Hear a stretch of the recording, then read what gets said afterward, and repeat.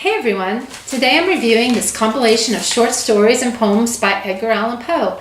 Edgar Allan Poe was an American author born in 1809 in Boston and is well known for his stories of the macabre. Macabre meaning dark, grim, grisly, gory, ghastly. You get the picture.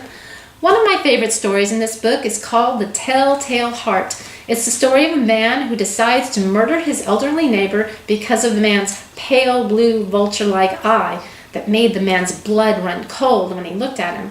He's haunted by this idea for a week, until finally, on the 8th night, he follows through with his plan. This is a quote from the book. "If still you think me mad, you will think so no longer when I describe the wise precautions that I took for concealment of the body. The night waned and I worked hastily, but in silence. First of all, I dismembered the corpse. I cut off the head and the arms and the legs." End quote. Yes, the narrator of the story killed his neighbor, cut up the body, and hid the pieces beneath the floorboards. Then the man becomes unhinged, presumably because he committed such a disturbing crime. He thinks he can still hear the old man's heart beating from beneath the floor. Thump, thump, thump, thump, louder and louder, thump, thump, thump, thump, until finally... Well, I can't tell you what happens. You have to read it yourself to find out. But don't read it at home, alone, at night, because it will freak you out. My favorite poem in this book is called Annabel Lee. It's a story of a young woman.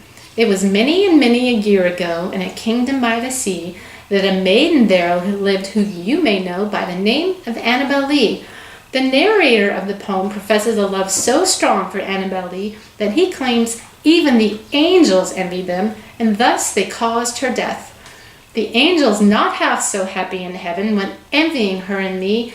Yes, that was the reason, as all men know in this kingdom by the sea, that the wind came out of the cloud by night, chilling and killing my Annabel Lee. Their love is so strong that it extends beyond the grave, and their souls are still entwined in death. Every night he dreams of her and lies down by her side in her tomb by the sea.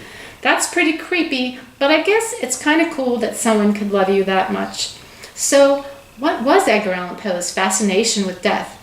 I'm not sure. His work was so morose, gloomy, and sullen, as if he had a cloud of sadness hanging over him. I do know that many of his loved ones died young, including his wife, which was actually very common in that time before modern medicine. And he did believe that there was true beauty in death and mourning. So the writing in this book is a little bit different than what we're used to because it was written in the beginning of the 19th century. But if you can get past that, it is storytelling at its very best, and I definitely recommend it. If you like scary, suspenseful stories, you'll like it too. Thanks for joining me. See you next time. Click below to like this video and subscribe.